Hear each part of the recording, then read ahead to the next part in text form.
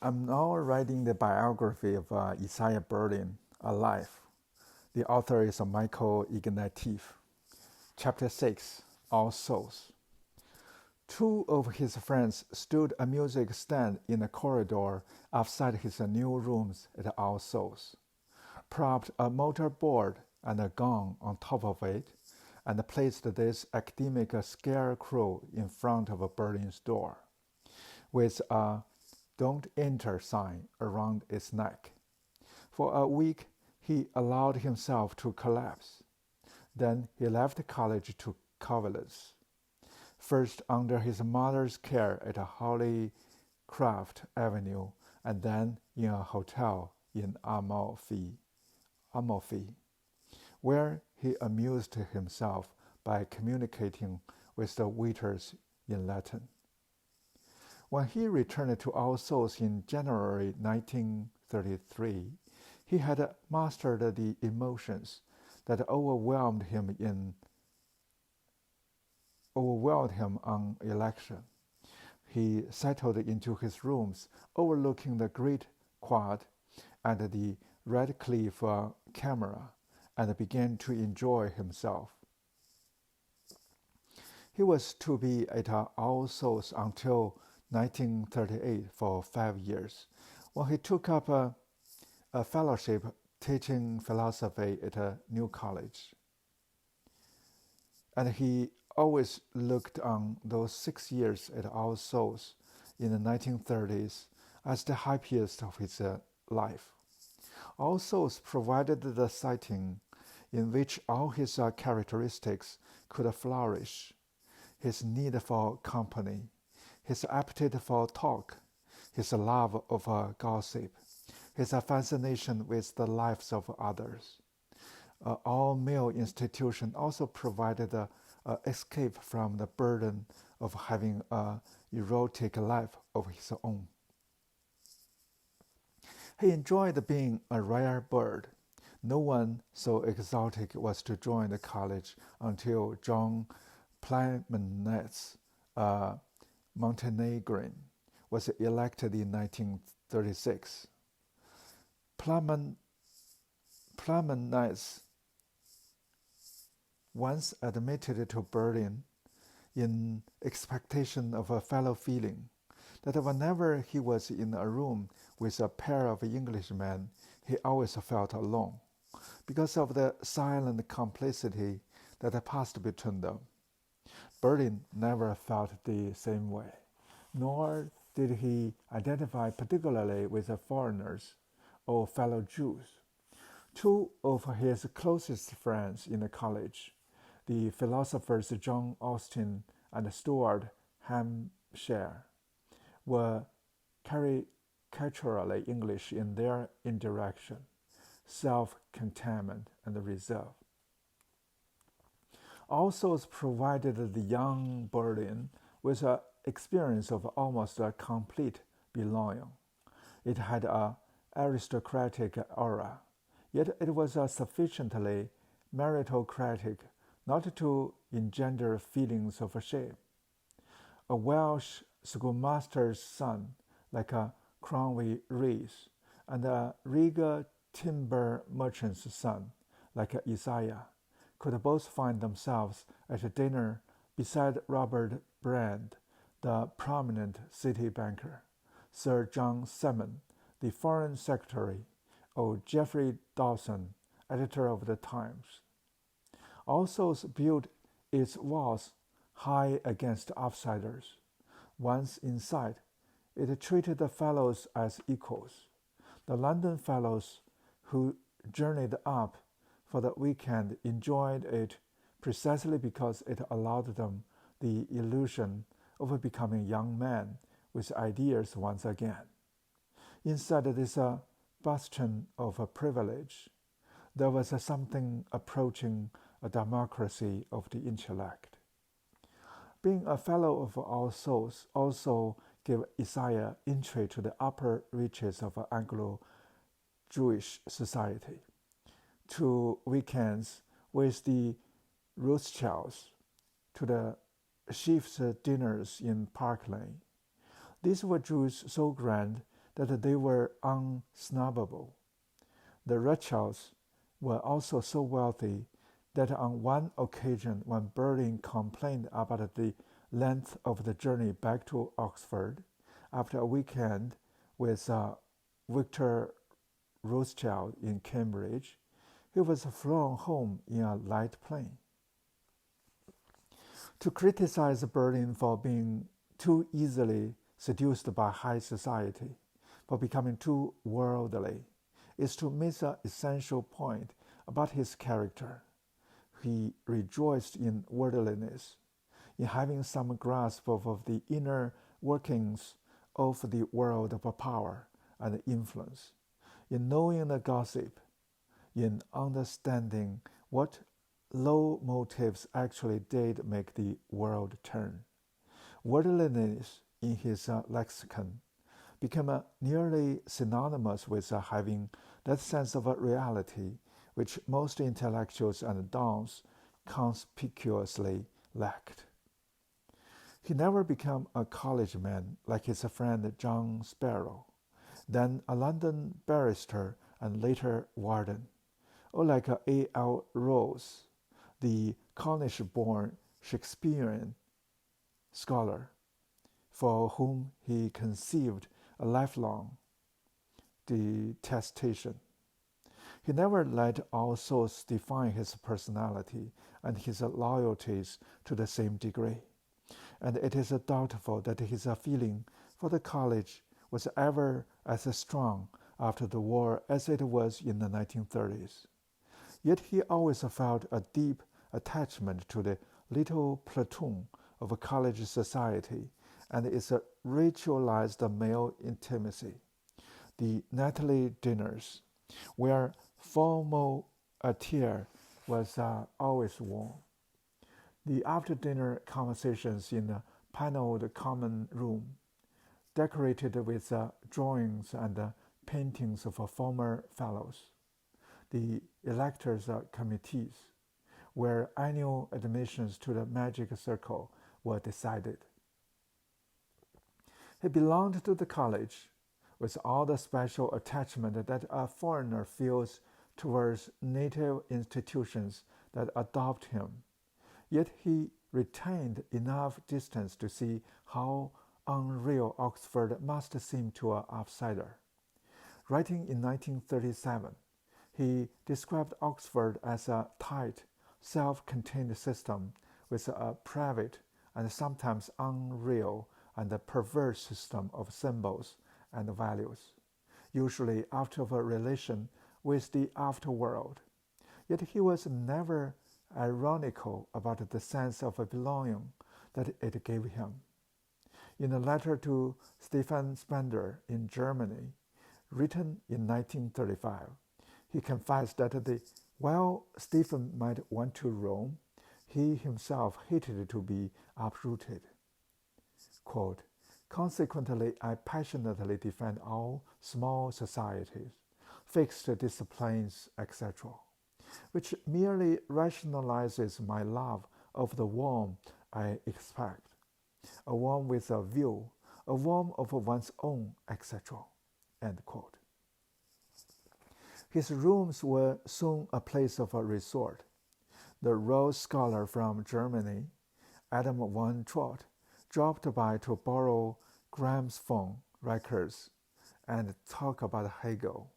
The English scholar Humphrey Howells discussed literature and came away thinking that Isaiah knew less about Wordsworth, Dickens, and the English tradition than he should have done. Maurice Borra visited and bellowed cheerfully.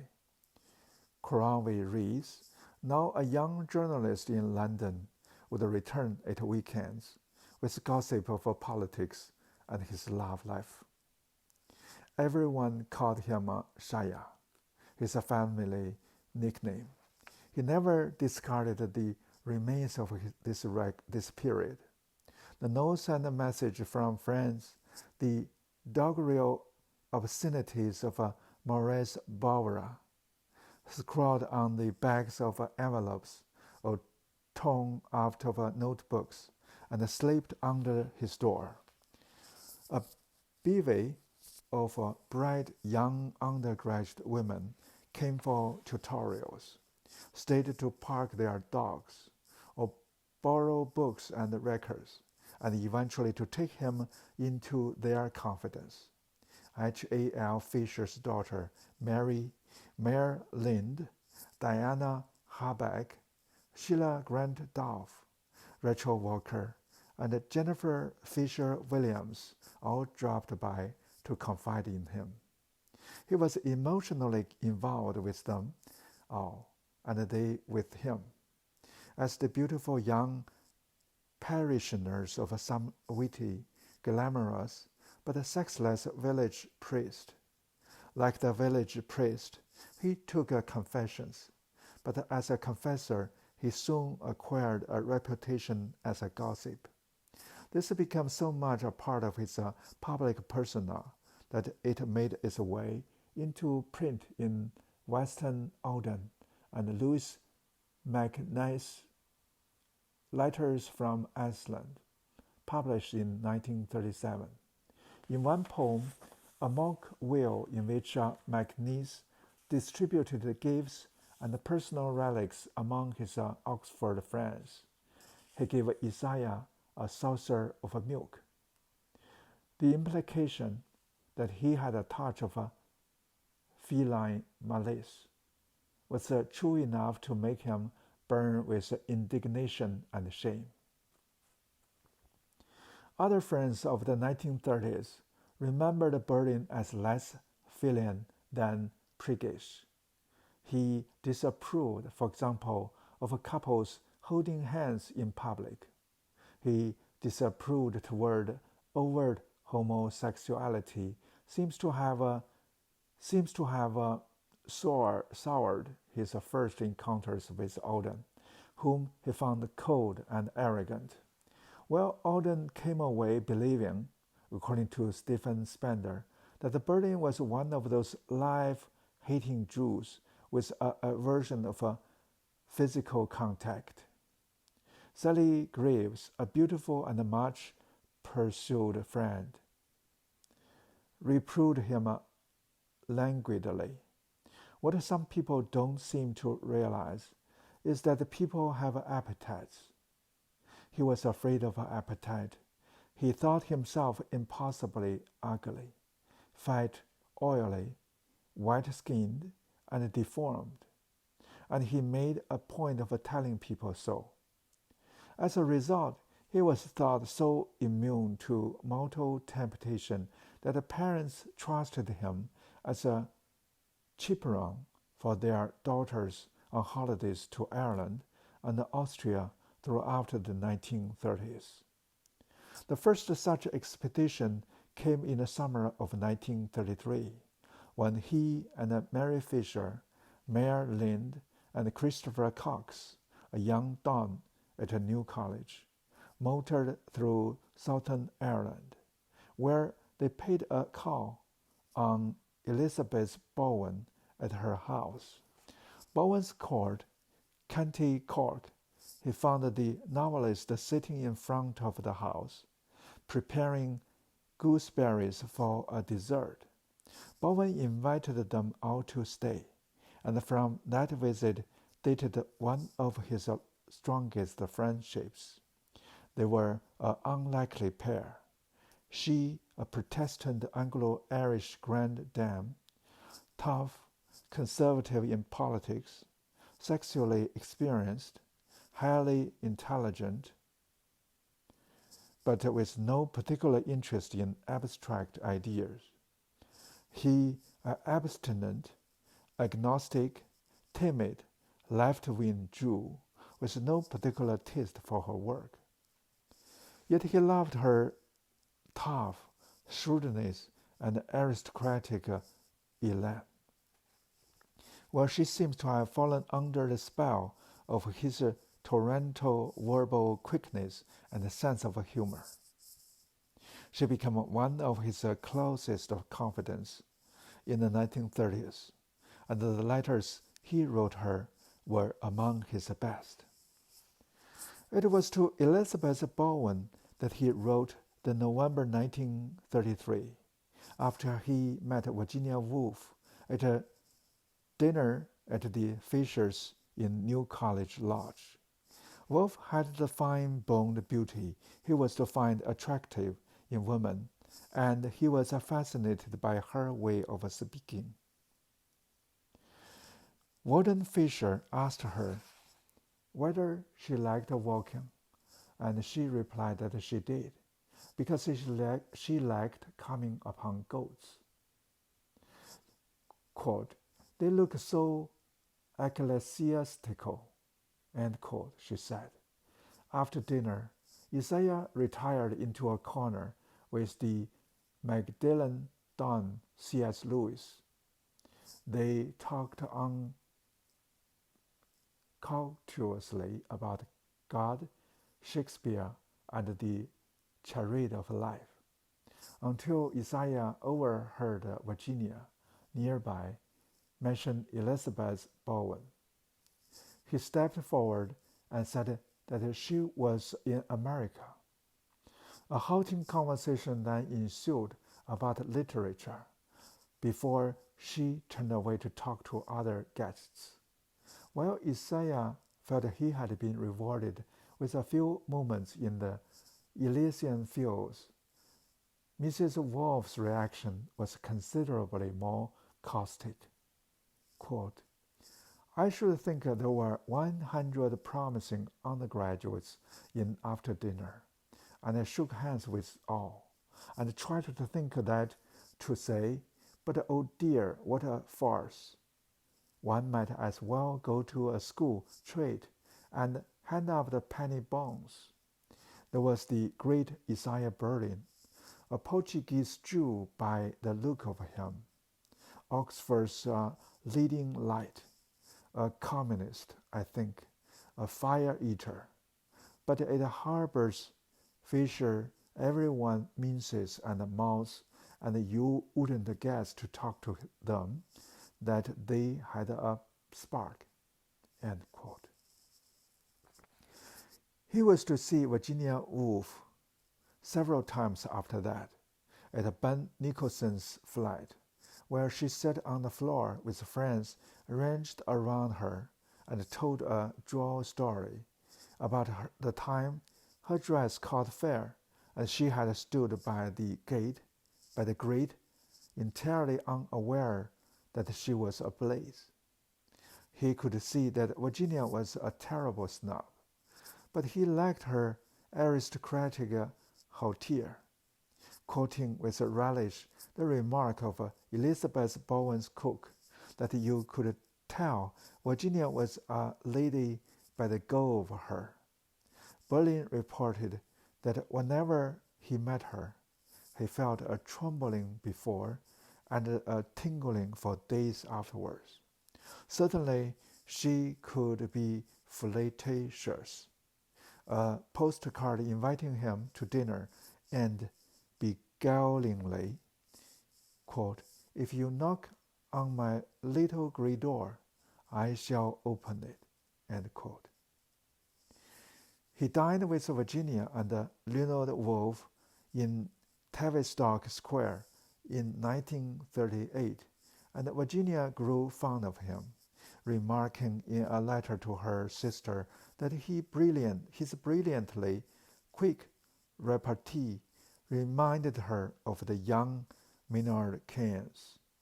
She liked his quickness, but still looked on him as a violent Jew, although her anti-Semitism, which could become obscene and uncontrolled when she was mad, did not seem to stop either of them from becoming friends.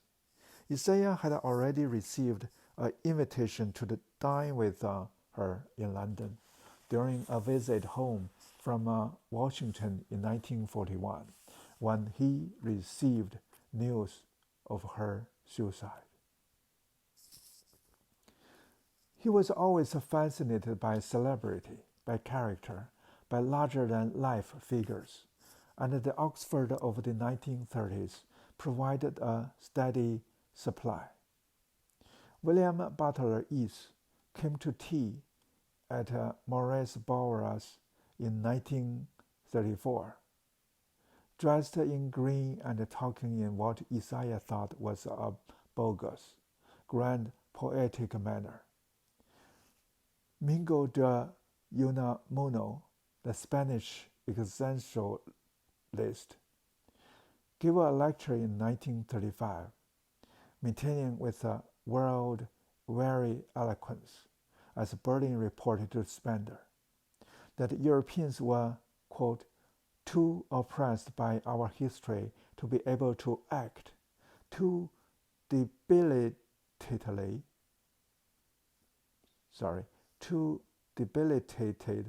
by the burden of the knowledge of the past to do anything but hesitant. Perhaps Russell was right, and we needed a new barbarism, etc., in order to get rid of our burdens. End quote. Isaiah thought this was rubbish. He was more impressed by Gertrude Stein, who gave a loud, colloquial, and brilliant lecture on American literature in the same year. He particularly enjoyed her brusque manner with hecklers. Quote, "You sit down, my boy. You don't want to know what I mean. You just want me to use your language. Well, I won't. I don't create for public, only for myself," etc. End quote. One of the phrases she let slip in that lecture stayed in his mind. Quote, "Must things have something to do with everything?" End quote. For most of the 1930s, he was a spectator, observing the entanglements of his friends, keeping a distance from his own emotions. In a letter to Elizabeth Bowen, he defended the intellectuals, the sensitives, the observers, the persons who discussed from the charge that they were cripples, able to see life from every angle but unable actually to live it. He cited Tolstoy as a triumphant example of an observer who nevertheless managed to plunge into life, to commit himself, to give himself wholly and lose nothing irrecoverable. The letter to Bowen is as close to a credo as anything he was to write in the 1930s. The question was whether he would live by it, whether he would take the plunge into the kind of emotional turmoil he was usually content to watch enveloping others. One of the silent undergraduate witnesses of his evening at New College was Virginia Woolf, was a 20-year-old philosophy undergraduate, Rachel Walker. Tips, as she was known, was the beautiful and intense daughter of a London barrister who had died when she was 18. A picture of her that has survived shows her atop of a chestnut mare in full riding gear, sharp-featured, impossibly English and elegant. Her hair in a bun. Rachel lived in conditions of increasing acrimony with her widowed mother at the Mill House in Burford, outside Oxford. She came to Berlin's rooms in All Souls for tutorials in philosophy, and by the summer of 1934, when she graduated, was writing him letters of a growing intimacy. Isaiah's side of their correspondence does not survive, but it is obvious that he returned her affection, because she was soon thanking him effusively for the present of a toy dog, which she said she would take with her prayer book to Mass. When she died, she went on, quote, "I shall order a glass dome to be placed above it among my relics." End quote. After graduating from Oxford, she went to Paris to study with a French logician. From Paris, she sent darling Shia letters of increasing passion. He seems to have replied, urging discretion and caution, which she wanted to hurl to the winds. In late August 1935, she returned to England. She stayed at a Mill House, cut lavender with her widowed mother, and felt miserable, except when she and Isaiah went to concerts together. She certainly came down to London and met his parents at Holycroft Avenue, and though they were bound to be unhappy that she was not Jewish, they said nothing. By September 1935, Rachel was back in Paris and had invited Berlin to visit, hoping that they could go to lectures on logic together or hear Paul Valéry's lecturing at the Collège de France. But now her letters, as passionate and tender as ever, sounded a new note of a strange, highly strung exaltation. In October 1935, Isaiah flew over to Paris to see her. Mary Fisher, who was also in Paris and who was Tip's closest friend, was slightly alarmed by her exalted state and by her extremely improbable and Machiavellian idea of Isaiah. So was Madame Paradis, the woman with whom both Mary and Tibbs were staying. As Isaiah arrived, she observed to Mary, "Je m'impressionne que Mr. Berlin imita de la situation, non?" He was not. The difference in age between them was small. He was 26, she 21, and he had reached one of those moments where cleverness and the way with words were not enough. As he ruefully confessed to a friend, he was no longer the observer and the Figaro of a situation, but an active agent, forced at last to declare himself. He and Rachel went for a walk at the Paris Zoo, and while he gazed gloomily at the caged animals, she proposed marriage. A letter to Elizabeth Bowen records what ensued. Quote, "Our meeting in the zoo opposite the Phaeton was exciting and tormenting in the extreme. Your remark about the seriousness and the literalness of interracial conversation is absolutely true. I was conscious of talking with no effort throughout, entirely unaware of any effect my words had, a very unfamiliar sensation, and also of talking the most dreadful and unintelligible elaborate nonsense throughout. We went on aiming at each other, missing mostly with a desperate gravity. Dear me, I cannot possibly marry her. She thinks I can. We should be miserable at once. The last thing in which I forced myself to be sensible and pedestrian and analyze the situation calmly and declared that I must stop was awful beyond words." End quote. This apparently was the end. He flew back to England, where she went to stay with a friend in Vienna. He told Bowen that he was going to stay away from impressionable young women, take straws with Maurice Bower, and returns to the sexless life of a scholarly dun. Elizabeth replied with tough, sisterly advice. Quote, "As far as Miss Walker is concerned, I do feel and it's not entirely heartless to say so, because it includes myself, that women don't really mind being being disturbed as much as men do, end quote. She added, quote, don't, know, don't now overdo the austerity, end quote. As for Tibbs, there was desolation and much worse to follow. Deeply hurt, she left for Vienna and never saw Isaiah again.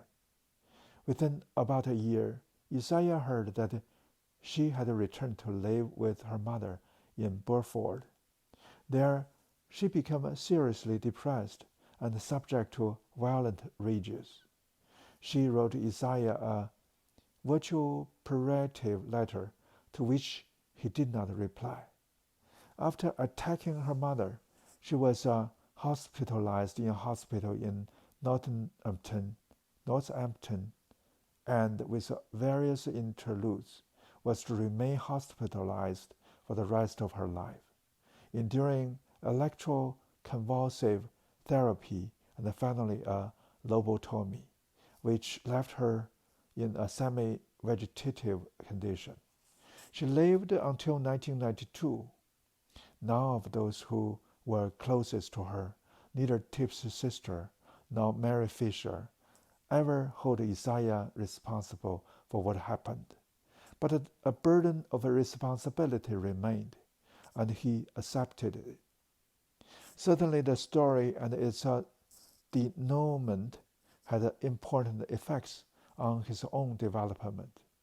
Tibbs was his first serious emotional encounter. It was to be nearly 10 years before he allowed himself another. In the winter of 1933, the warden of New College, H.A.L. Fisher, approached him to write the volume of the Home University Library on Karl Marx. It was a flattering offer, yet Isaiah knew next to nothing about the subject. The interesting question is why he did not turn it down. Others had. Sidney and Beatrice Webb, Frank Packham, later Lord Longford, and Harold Lasky. Isaiah himself held Marxist theories in distaste to be expected of any refugee from the Russian Revolution. Why he should have accepted takes some explaining. By early 1933, the Depression had thrown Oxford into ferment, and Marxism was attracting the brightest undergraduates.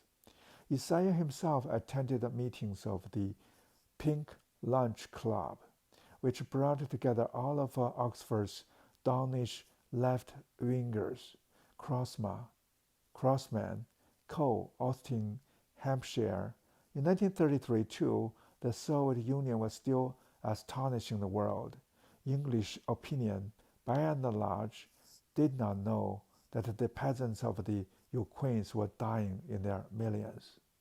As the forces collectivization drove them off their land, it did not know that a poet like Osip Mandelstam were being arrested and deported for writing a poem denouncing Stalin.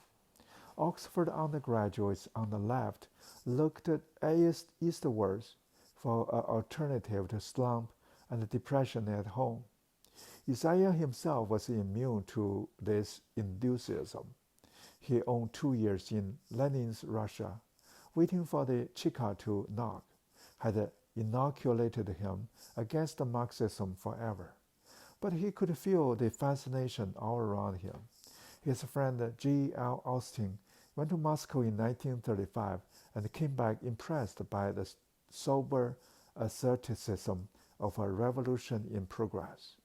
Christopher Hill, then reading the Lenin Library in Moscow, sent Berlin books on Marx. His own father went to Russia in 1935 for his timber business and came back awed by the pace at which a backward society was rushing to join the industrial world. In London film societies, Isaiah watched the great classics of Soviet cinema: Einstein's Potemkin, Pudovikin's Mother, Vertov's Man with a Camera. He did not react like a Nabokov's Pinin, sitting in the dark, weeping despite himself, but he could not help feeling a certain grudging respect for revolutionary sincerity. That it was in the service of a delusion, he certainly knew then. That it was responsible for terror and extermination, he was not to know until later. Okay, let me stop here for this chapter. There is still quite some to come.